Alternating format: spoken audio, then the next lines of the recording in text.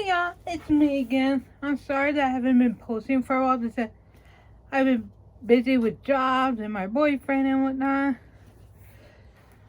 But I just came back from a job interview and they changed and whatnot. So now I have a little bit of time. So here we go. Grace under pressure. When JFK entered a New York City hospital in 1954 for spinal surgery, Jackie did everything she could to provide distractions and lift his spirits. On one occasion, she got Grace Kelly to waltz into his room dressed in hospital whites and proclaim herself the new night nurse. But an exhausted Kennedy failed to recognize her. "I must be losing it," said the actress. Attention all shoppers. Jackie had a famously sultry voice and didn't hesitate to use it on behalf of her husband. While campaigning for him in Wisconsin during the 1960 run for president, she went to a supermarket, co-opted the intercom, and proceeded to regale shoppers with reasons why they should vote for JFK. "Just keep on with your shopping," she said to the microphone. "I'll tell you about my husband, John F. Kennedy." I really can't do a sultry voice, as you can tell. I tried, but as you can tell, I'm not really good at it. I don't do sultry voices, but yeah, I tried. Beware of dog. It wasn't long after becoming First Lady before Jackie began to chafe under all the press scrutiny. Word over her family's privacy, the constant intrusion by journalists became a source of irritation. She had a particular dislike of newspaper women, whom she often referred to as harpies. Once, when asked by a member of the press corps what a dog liked to eat, the First Lady replied, "Reporters." Ha! That's what I call being sassy. Ha ha ha ha ha. One of many.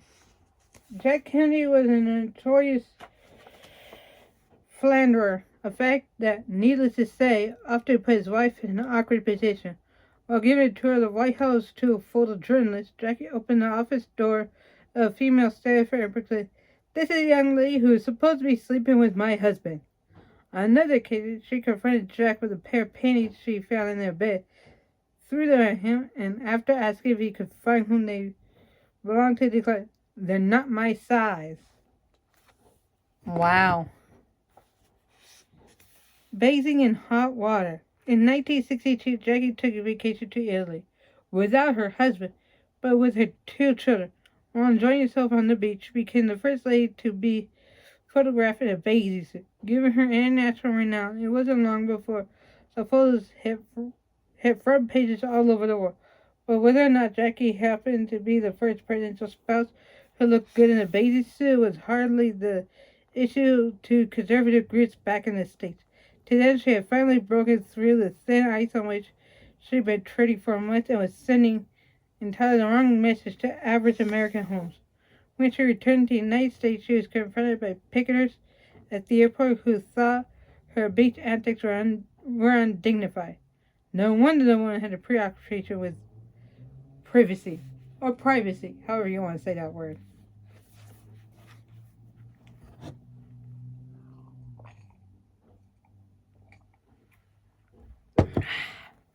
Water.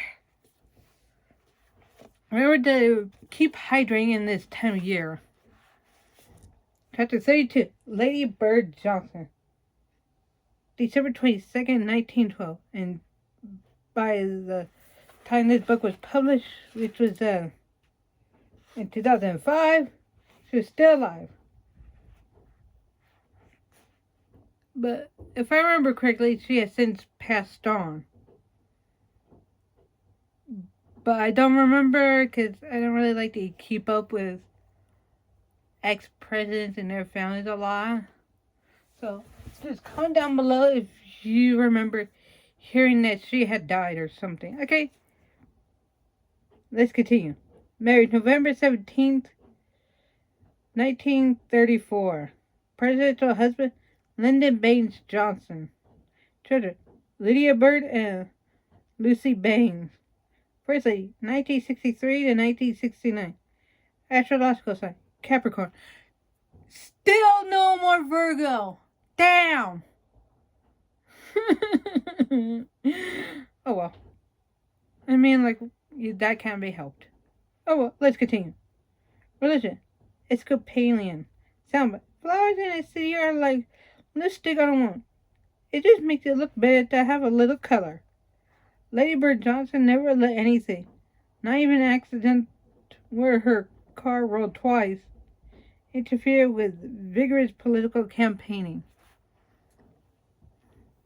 The year was 1934. A just married Claudia Lady Bird Johnson was visiting friends en route to her honeymoon, and her new husband noticed a run in her stockings. "You gotta change them, Bird," he said in front of everybody. Lady Bird, somewhat startled, hesitated until he repeated the command. Then she went and changed her stocking. It was the second time that she'd encountered Lyndon Johnson's dictatorial side.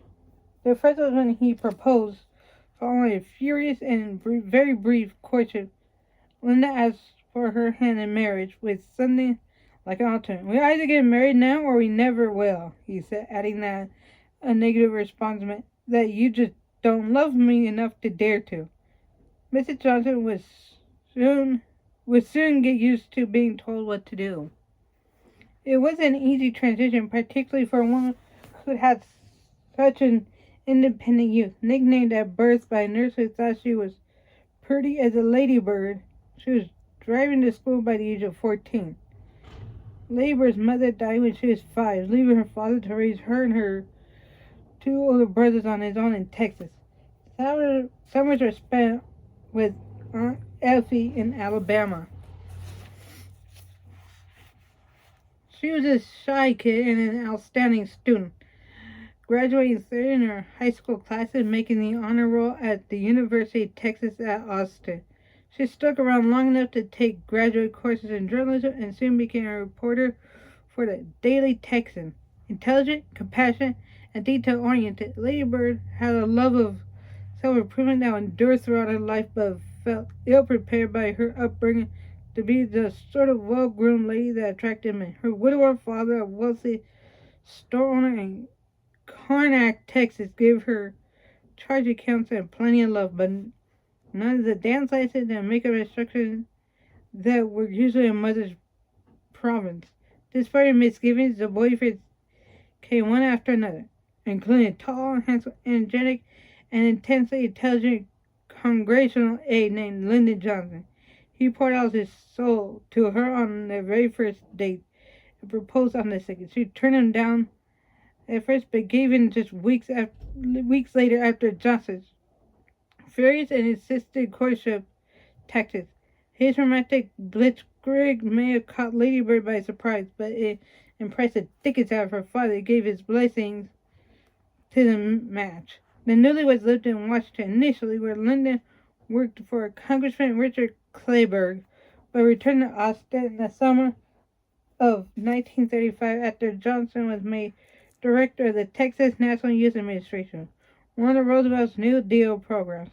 He made enough of a reputation for himself to try to run for Congress in 1937, a race that marked the beginning of big things for him, and that would require a tremendous amount of effort from his wife. She would deliver and then some, but if it's successful, Lyndon had cause to celebrate. His wife had plenty of reasons to gripe during the first years of their marriage. Right from the beginning, Lady Bird had been forced to confront the bureaucratic side of her husband. He may have been an ardent suitor when they met, smothering her with candid expressions of affection and pleading to become her spouse. But Linda's darker side sprang up seemingly from nowhere once the deal was sealed. Lady Bird was directed to shine his shoes, to bring him breakfast in bed, to make sure his cigarette lighter was filled, and a host of other things. She was no homemaker and had to learn overnight how to make the most basic meals. He also insisted that she learn as much as possible about his job, bringing home names, addresses, and other deals that she is instructed to memorize. And as if all that weren't challenging enough, she had to deal with the rumors about her husband's extramarital affairs, especially the one with socialite Alice Glass. So what did Lady Bird do? She coped. She hired her cleanly, did what her husband asked of her, and got really good at it, particularly the political part, and swallowed the anger about his infidelities, another skill at which she would learn to excel. But then she went the extra mile and a half by asking her father for a $10,000 advance on her mother's estate to fund Lyndon's 1977 congressional race. He couldn't win the seat without it. Now that's devotion. It wasn't the ideal marriage, but Lady Bird loved and respected her hard-driving, legislator-sized husband, a man who consistently did something that she could appreciate. Drive her to be and not and do more. And Lyndon came to rely on her more and more, especially after America's entry into World War II.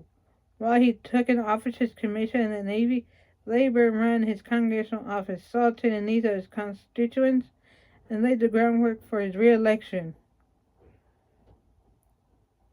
In 1942, she bought a rundown Austin radio station with her family's money. LBJ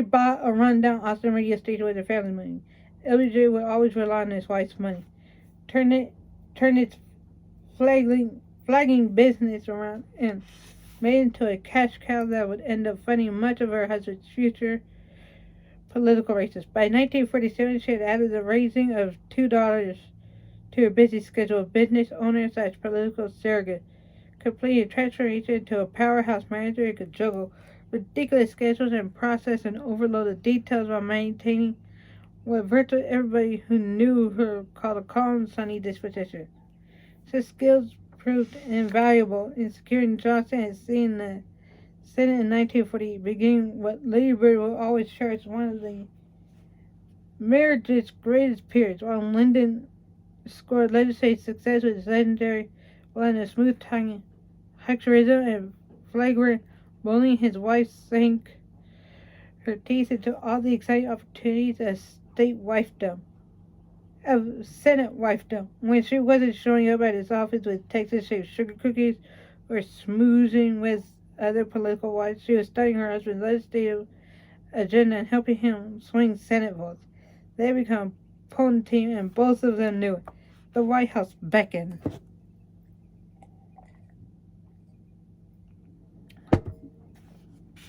It also beckoned for John Kennedy, who beat out Johnson for the Democratic nomination in 1960. Lady Bird urged her husband not to take the vice presidential post offered him, but like so many who confronted LBJ's persuasiveness, she couldn't say no when he chose to accept. Instead, she became a mighty asset to the Kennedy-Johnson ticket by campaigning like mania.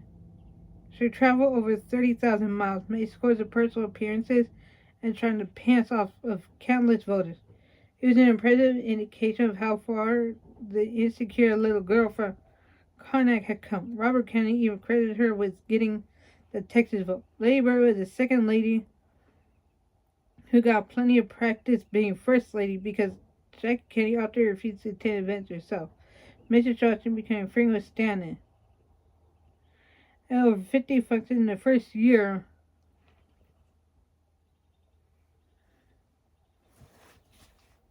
of the Kennedy administration alone, but her opportunity to put all that priming to use came at the grisliest price when JFK was assassinated in November of 1963. You know, he never even wanted to be vice president, she said to a grief-stricken Jackie. And now, dear God, it's come to this. Lady Bird made the best of a bad situation. Can do, read the sign she placed on the desk, setting the pace for her first ladyship that was shaped by an abundance of activity. She insisted on becoming very nearly as busy as her proactive husband, making plenty of speaking engagements and almost immediately becoming the most valuable member of LBJ's circle of advisors. She was honest, often brutally so, and never failed to offer criticism to her husband's agenda or performance. He would come to rely on those qualities, and he came to rely on her to get him reelected in 1964. With the administration's civil rights agenda raging holy hell in the South, LBJ sent his diehard Southerner of a wife to patch things up. Read, get some votes. After calling governors and congressmen in southern states ahead of time to enlist their support, Lady Bird boarded a train called the Lady Bird Special, with their staff and made a series of appearances from South Carolina to Louisiana. The First Lady did her best to pour on the Dixie chant, packing her speeches with quillism like, "He's nuttier than a mule in a tin barn," and handing out her recipe for pecan pie, all while fending off racists and shouting through catcalls. But she reached hundreds of thousands and succeeded in getting her husband's message through in her own eloquent, patient way, much of which was a direct result of public speaking lessons she'd been taking for years. It worked, and at LBJ's inaugural ceremony in 1965, Lady Bird made another breakthrough by being the first wife to hold the Bible on which her presidential husband took the oath of office.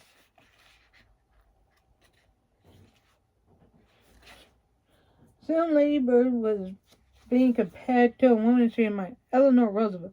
LBJ undertook a legislative agenda that was nothing if not ambitious. Some of it worked, some of it didn't.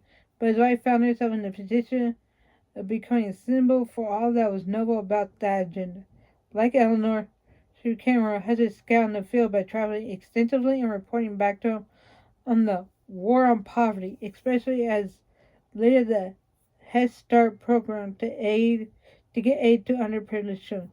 But her most cherished project, and the one for which she would earn true immortality, was beautification, or rather inadequate term that embraced everything from public public conservation. I don't know why that word was so hard for me to say.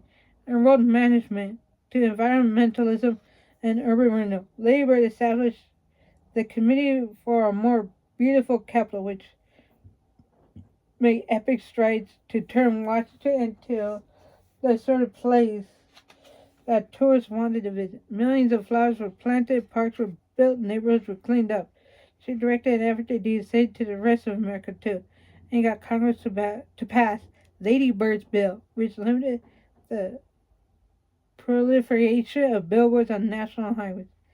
As highway medians were refortified and trash dumps disappeared, the First Lady became an environmental celebrity. National Wildlife magazine dubbed her the Secretary of the Exterior, and for good reason. Labor traveled clear across America, becoming a promoter of the great outdoors and its preservation, and much to her husband's delight, getting average Americans to spend their holiday dollars visiting the Catskills or the Grand Canyon rather than Bermuda or Acapulco.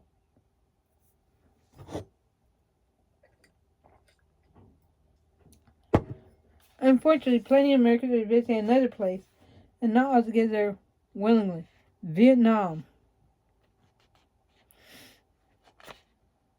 Moreover, plenty of them weren't coming back alive. Anti-war protesters became extremely vehement as the Johnson years dragged on, and labor became the object of much of them. As the first woman doer, luncheon held by the First Lady in 1968, was an actress named Eartha Kitt, Catwoman on the campy old Batman TV series, who proceeded to disrupt the tea and cookies ambience by prepping Lady Bird to face her with a blistering verbal volley about the war and its heinous effect on America's youth. The widely reported incident inspired as much sympathy for Kitt and her argument as it did for Lady Bird, who reportedly handled the tirade with stoic calm, but it was merely a sensational example of the sort of thing that was ripping the country apart. The Johnson gave both as much as North Vietnamese. LBJ may have started out with a great society, but he had ended up with a war-torn populace, and when Lady Bird insisted, he decided not to run again in 1968. The end of LBJ's administration and the end of his life were stormy and difficult. He came back to the smoking that had once been forbidden by his doctors. His mood swings became untenable, and his fondness for other women continued to corrode his relationship with the wife he had always held as equal partner and adored me. His death in 1973 came as no surprise to Lady Bird, who had been obsessing with his death since the first heart attack he suffered back in his congressional days. Her own life, however, continued to be as active as ever. Lady Bird remained committed and esteemed player in the environmental movement, and even joined the National Geographic Society and the National Park Service, in addition to accepting a position on the University of Texas Board of Regents. She didn't let up until 1982, when at the age of 70, she finally decided to take an overdue and well-deserved retirement. Please rate, comment, and subscribe down below.